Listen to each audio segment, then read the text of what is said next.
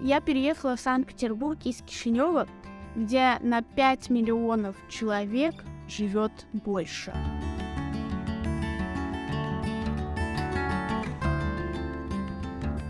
Всем привет, меня зовут Маша, и я из МД, из Молдовы. Сегодня я бы хотела с вами поговорить о переезде. Я уже снимала у себя влог о том, как я переехала из Молдовы в Питер, но сейчас я бы хотела обсудить это более, во-первых, психологической точки, и, во-вторых, рассказать про свой опыт и поделиться советами, которые я бы хотела знать до того, как переезжала. Переезд — это всегда сложно. Чем больше мы знаем, тем больше мы можем облегчить сам этот процесс. Небольшой план о том, что мы сегодня будем обсуждать. Первое, я расскажу про свой опыт, как это у меня было. Дальше я расскажу про психологические этапы адаптации. И в конце я расскажу советы, которые проверены на личном опыте, как легче переехать. Давайте начинать. Для начала расскажу, как я переезжала. Я переехала сюда учиться в университет. И это было в сентябре прошлого года. То есть здесь я нахожусь уже 4 месяца в Санкт-Петербурге. Одна. И я до конца, еще вот даже летом, не была уверена, что я сюда перееду, потому что от университета мне особо никаких вестей не было. И только 31 августа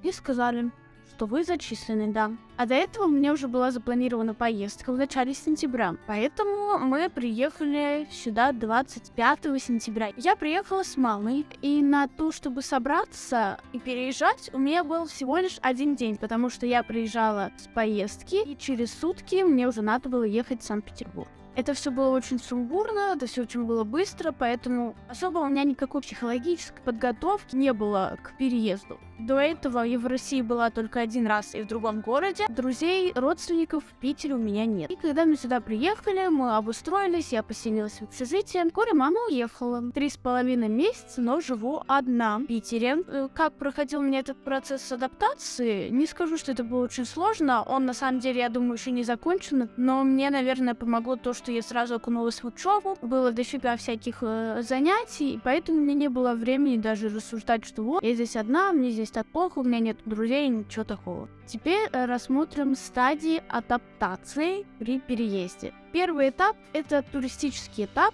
когда человек приезжает в другой город или в другую страну и ведет себя как турист. Посещает разные экскурсии, кафе, пробует новую еду, новые улицы обходит. У него много энтузиазма, много эйфории из-за этого, и он кайфует с этого. Первый этап, я не скажу, что он у меня вообще был, потому что до этого я не особо рассматривала Питер, то есть не смотрела какие-то видео, не знала даже, что от него ожидать. Мы сходили в Казанский собор, мы гуляли, я такая, город и город. Никакого энтузиазма, у меня ничего такого не было, к сожалению, или к счастью, но я приняла это вот просто. Вот здесь мне придется жить как минимум 4 года. Но этот процесс длится недолго, и вскоре наступает второй этап, когда спадают эти розовые очки, начинается этап разочарования. И он начинает видеть новые законы, которые могут быть ему непонятны. А если это страна с другим языком, который человек не особо хорошо знает, то и тут будут у него проблемы, потому что он не сможет спокойно коммуницировать, понимать других людей. А постоянно он будет сравнивать эту новую страну с его родиной, где была лучшая еда, где были добрее люди, где были красивые парки, дороги, где все было лучше. И этот этап, он может продлиться до нескольких лет. Человек будет думать, что он никогда здесь не освоится, что никогда не найдет общий язык, как в прямом смысле, так и в переносном, с другими людьми. Еще проблемно бывает, когда ты переезжаешь в другую страну, и твой социальный статус падает. Ты начинаешь все с чистого листа, у тебя нету хорошей работы, у тебя нету хорошего жилья. И вот с этим тоже приходится человеку сталкиваться, это тоже вызывает стресс. Да, эта стадия является самой тяжелой в процессе адаптации. Некоторые люди могут ее даже не пройти и просто не выдержав вернуться на родину. Ой, как это было у меня? По-моему, у меня сразу начался вот этот этап разочарования, потому что я начала скучать по молдавскому языку, на котором на самом деле сильно не говорила, но вот его мне стало очень не хватать. Я до сих пор скучаю по еде, которой здесь ты не найдешь,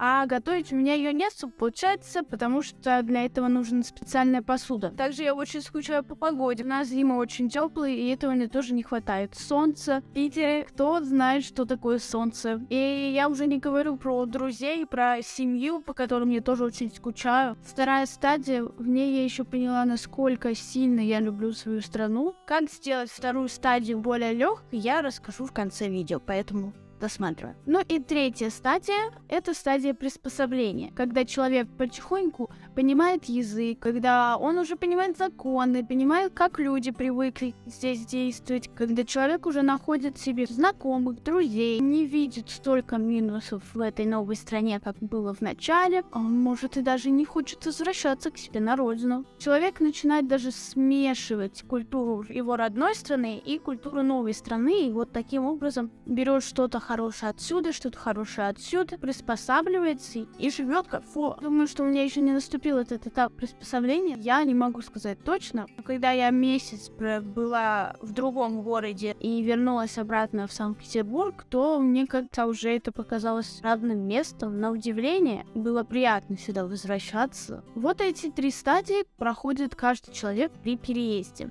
Теперь давайте поговорим, что происходит во время переезда в нашей голове. Когда человек переезжает в другую страну, ему приходится поменяться просто по щелчку пальца. У него все новое, все окружение новое. Его просто выталкивают из своей зоны комфорта, где ему ничего не известно, ему нужно находить все и приспосабливаться ко всему с нуля. Найти новую работу, понимать, где какая улица, как добраться до определенного места. Это все факторы, которые у нас вызывают стресс. И вот такой стресс, если он длится очень долго, делает человека уязвимым к депрессиям, к разным хроническим, соматическим заболеваниям. Могут возникнуть неврозы, панические атаки, социофобия. Легче всего к переезду адаптируются люди, которые уже имеют какое-то занятие, у них есть или уже работа, или вот, как я говорю, учеба, когда он хотя бы уже что-то имеет, и ему не надо находить эту работу, накручивать себя, что вот у меня ничего не получится, я одинок, что зачем вообще я сюда приехал. У человека есть работа, он знает хотя бы, что делать. Какие типичные проблемы могут встретиться у человека, который переезжает? Чаще всего это заниженная самооценка, потому что человек не знает языка, он не может сформулировать то,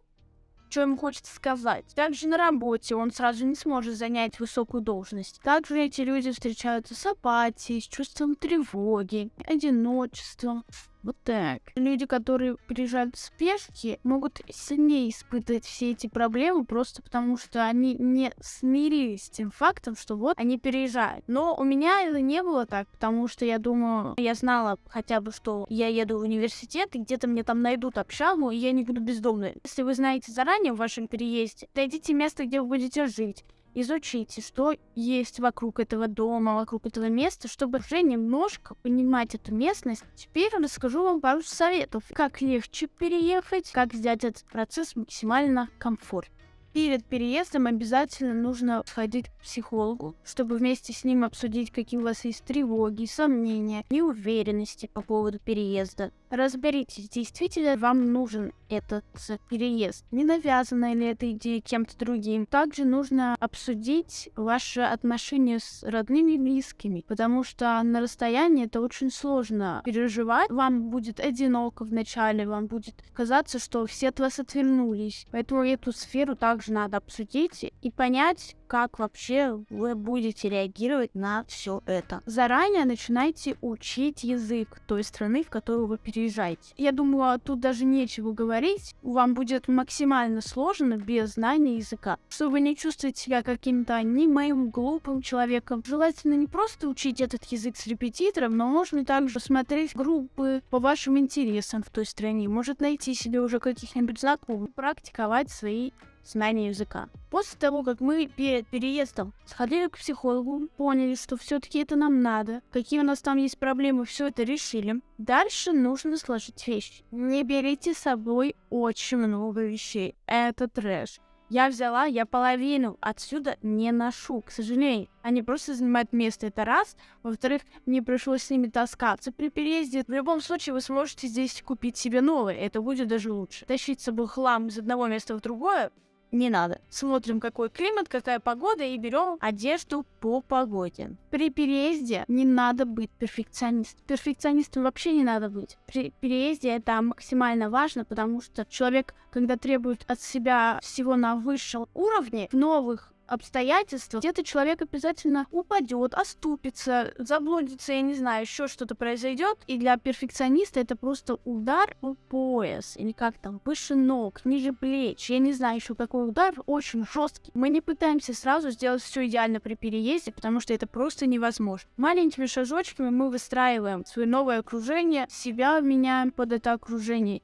И таким образом приспосабливаемся к новым местам. Старайтесь не требовать от себя очень многого. Первое время вы не сможете жить в таком же темпе, как вы жили. Здесь все новое. Чуть-чуть притормозите свой темп, делайте все более размеренно, спокойно, не спеша. Не сравнивайте себя ни с кем. Не с теми, кто здесь живет, и не с теми, кто тоже переехал, но лучше адаптировался. У каждого это происходит по-своему. Не держите и не копите эмоций внутри себя. Если вам грустно, погрустите, поплачьте. И главное, не удивляйтесь, если вам первое время не хочется грустить. В это самое первое время все силы организма направлены на адаптацию. И эмоции, чувства, они отходят на второй план. Вот это точно у меня было. Вначале я ничего не испытывала, никакой грусти, потому что я такая: Куда мне идти? О боже, метро, это что такое? А потом, когда уже ко всему плюс-минус привыкла, поняла, что где как, стало грустновато. Еще может помочь облегчить переезд — это находить места, мероприятия, которые вам нравятся, в которые вы влюбитесь и которые будут наполнять вас хорошими эмоциями, энергией, позитивом. Может, кто-то из вас задался вопросом: если переезд это так сложно, зачем он тогда вообще нужен?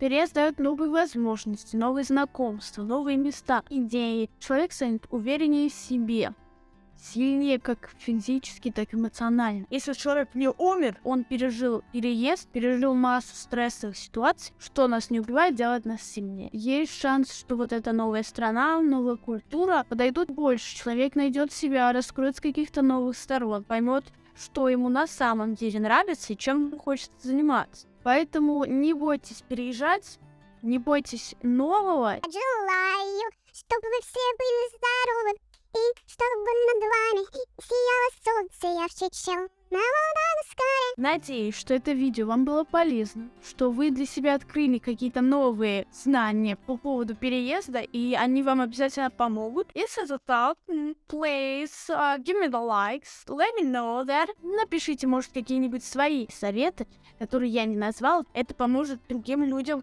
переехать максимально хорошенечко. Поэтому, да, делаем добрые делишки. А на этом я заканчиваю. Всем спасибо за просмотр. Подписывайтесь, чтобы узнать больше нового и интересного о психологии и о нашей обыденной жизни. Всех люблю, целую, пока-пока.